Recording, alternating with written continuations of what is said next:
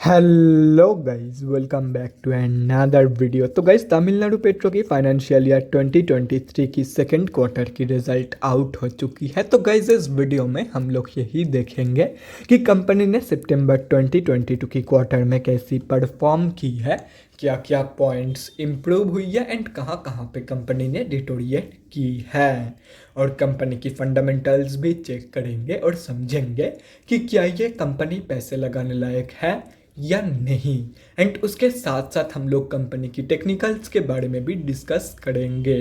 तो गाइस, बिना time waste किए कंपनी की फंडामेंटल एनालिसिस करते हुए वीडियो को शुरू करते हैं। तो गाइज, अगर इस कंपनी के बिजनेस के बारे में डिस्कस करें तो this company is engaged in the business of petrochemical products जैसे कि linear alkyl benzene, caustic soda, chlorine and propylene oxide.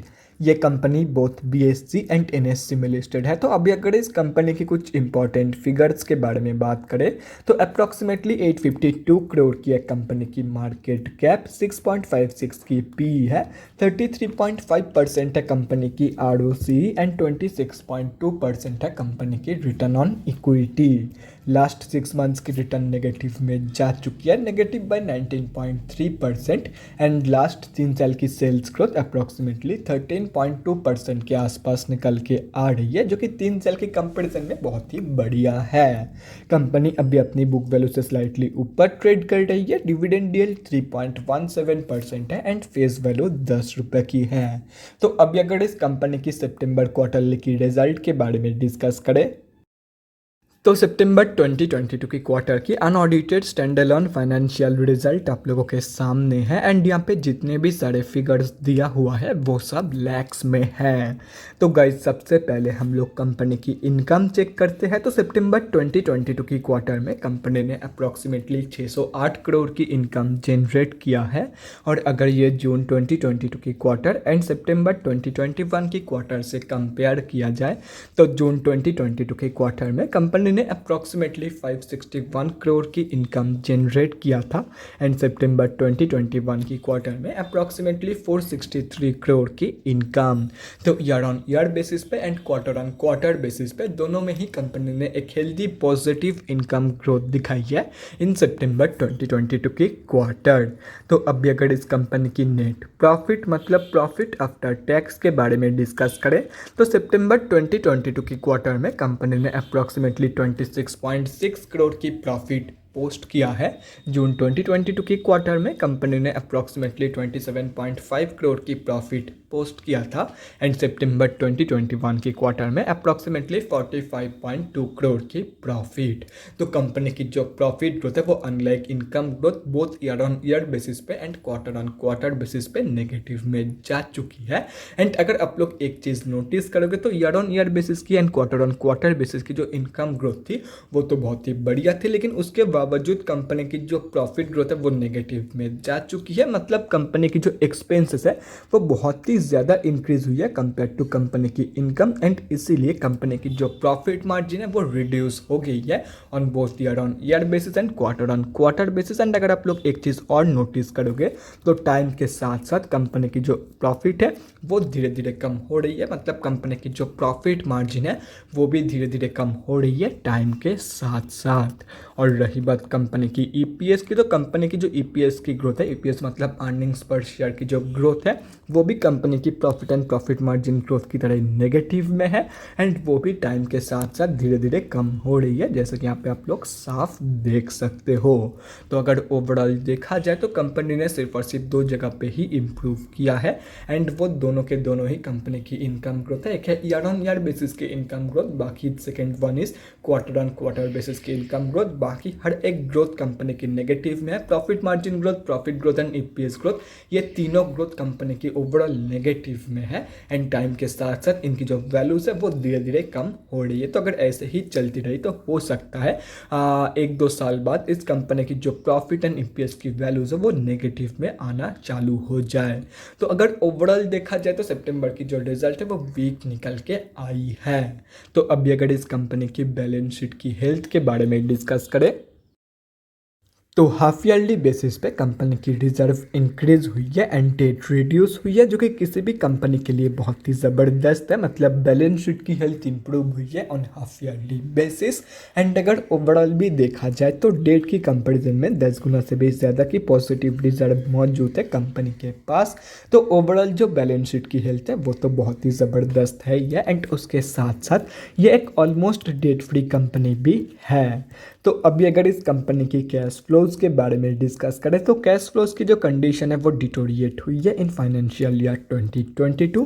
तो FY 2021 में कंपनी के पास पॉजिटिव 1 करोड़ की कैश फ्लोज मौजूद थी, जो कि अभी डिटोरिएट होकर नेगेटिव 6 करोड़ की हो चुकी है। तो ओवरऑल जो कैश फ्लोज की कंडीशन है वो बहुत ही ज़्यादा वीक निकल के आ रही है।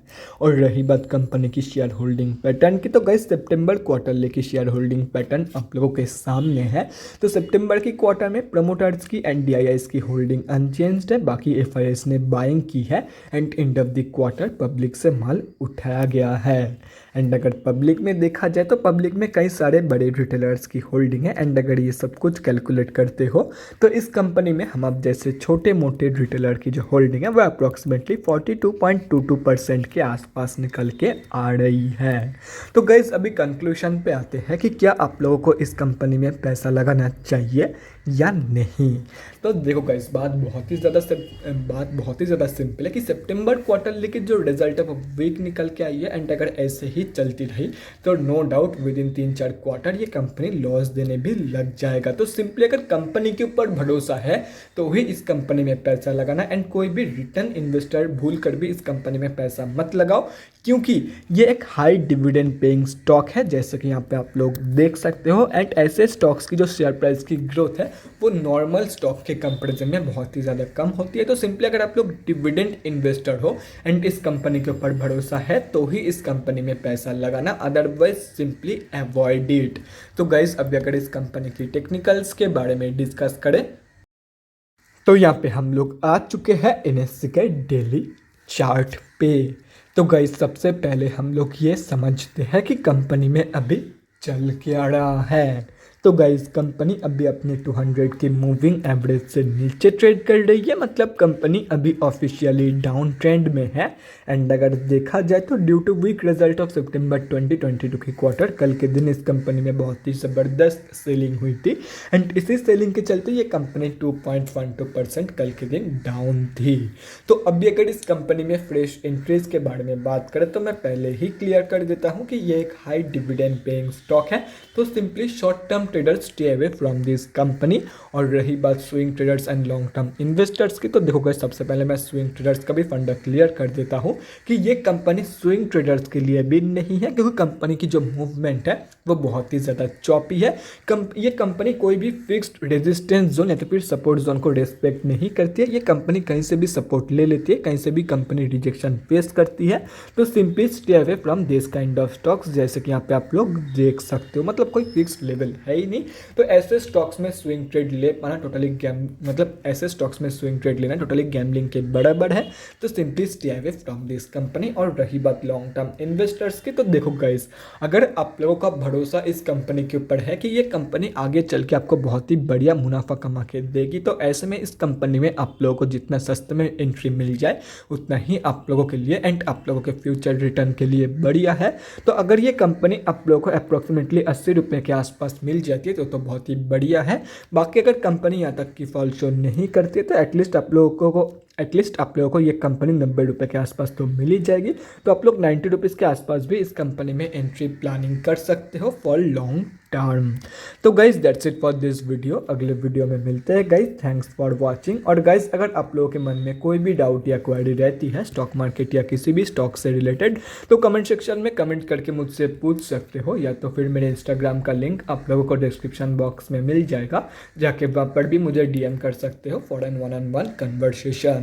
Thanks again for watching guys. Bye guys, and definitely guys stay safe.